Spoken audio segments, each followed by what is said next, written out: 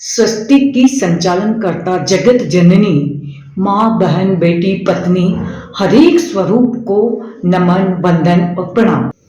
सरकार और समाज दोनों के बेहतर सपोर्ट के कारण आज हमारी महिला और बेटियां अपने कंट्रीब्यूशन, सक्सेस और अचीवमेंट से पूरे देश को जगमगा रही हैं। चैलेंजिंग सेक्टर को आज बेटियां सेलेक्ट कर रही हैं, चुन रही हैं और अपना करियर तलाश कर रही हैं। सबसे ज्यादा महिला पायलट भारत के अंदर तीनों सेनाओं, अग्निवीर, आर्मी, डिफेंस, पुलिस के साथ साथ artificial intelligence, print, electronic media, management, research के साथ साथ ग्लोबल इश्यूज और इंटरनेशनल ट्रेड और रिलेशन में रिसर्च कर रही हैं। कई खेलों में पदक लाकर देश को सुशोभित कर रही हैं। साइंटिस्ट बनकर अंतरिक्ष और आकाश की सैर कर रही हैं। उसी के साथ आज इंजीनियरिंग, टेक्निकल, मैथ्स जैसे सब्जेक्ट्स को ज्यादा से ज्यादा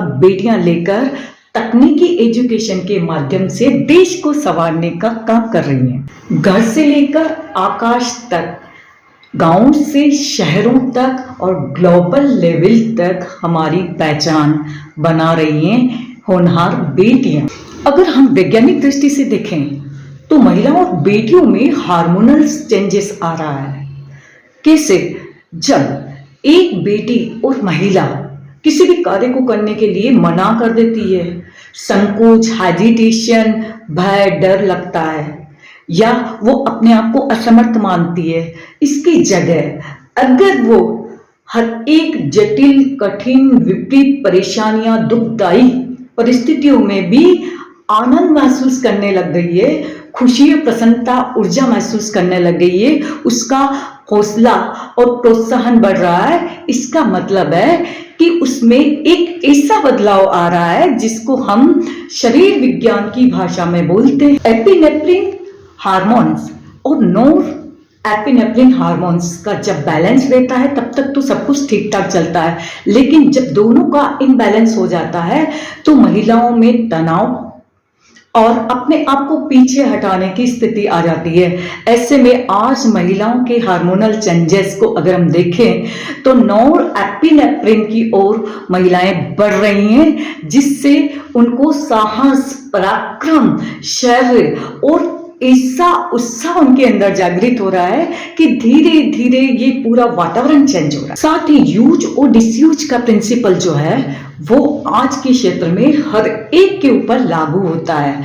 हम चाहे मशीन हो या मानव, हम किसी भी पार्ट का अगर यूज करते हैं तो वो क्रियाशील रहता है निरंतर, लेकिन जब हम उसका यूज नहीं करते हैं तो वो निष्क्रिय हो जाता है। तो महिलाओं के साथ भी ऐसा ही हुआ। मध्यकालीन युग में जब उसे अंधकार का युग कहेंगे, उस समय जब महिलाओं को कहा गया कि आप सिर्फ चार दीवारी तक ही सीमित रहेंगी, तो उन्होंने भी यही मान लिया कि मैं इतना ही कर सकती हूँ, इससे ज्यादा नहीं। लेकिन आज जब पेरेंट्स के स्तर पर, माता पिता के स्तर पर, सरकार के स्तर पर, समाज, सोसाइटी, देश के स्तर पर जब महिलाओं को हौसला दिया जा रहा है, प्रोत्साहन दिया जा रहा है, मनोबल दिया जा रहा है, फैसिलिटीज दी जा रही है, तो आज बेटियां और महिलाएं आगे आने के लिए उत्सुक हैं, लालायित हैं। रिसर्च, शोध, अनुसंधान चल रहे हैं। तत्ववेत्ता, वैज्ञानिक, भविष्य ज्ञाता, भूगोल ज्ञाता और अनेक विकासवादी, प्रगतिशील सोच रखने वाले महामानव, ऋषि, मुनि इस बात को प्रूव कर चुके हैं कि ये एक कालखंड के रूप में हम परिवर्तन को देख सकते हैं। वो कैसे? कि घड़ी और पृथ्वी दोनों घूमते हैं, लेकिन हमें आभास नहीं हो पाता, हमारी आंखें उसको महसूस नहीं कर पाती कि घड़ी का पेंडुलम कब मिनट से घंटों में कवर हो जाता है, घंटों से दिन और रात हो जाता है और फिर एक नई सुबह हो जाती है। ऐसे में ये महिला सशक्तिकरण, महिला परिवर्तन का कार्य भी शने शने धीरे धीरे चल रहा है, जो आने वाले समय में 21वीं सदी नारी सदी के रूप में उद्घोषित होगा। इसको इस तरीके से भी समझ सकते हैं कि जब किसी भी युद्ध क्षेत्र में सैनिक अपना हौसला फरस्त कर देते हैं, हौसला हार जाते हैं, तो स्वयं सेनापति आगे आकर सबका साहस और मनोबल बनाए रखने के लिए खुद युद्ध की तैयारी करते हैं और उनको मोटिवेट करते हैं। इसी तरीके से जो महिलाओं के साथ आज तक हुआ है मध्यकालीन युग के माध्यम से, ऐसे में महिलाएं अपना हिम्मत हार गई थी, निराश हताश हो गई थी, तो उनको पुनर्जीवित एक नवीन ऊर्जा के रूप में प्रकृति तैयार कर रही है। ऐसे में कह सकते हैं कि विकास, विस्तार और ब्रह्मांड की ये ऊर्जा एक साथ मिलकर काम कर रही है।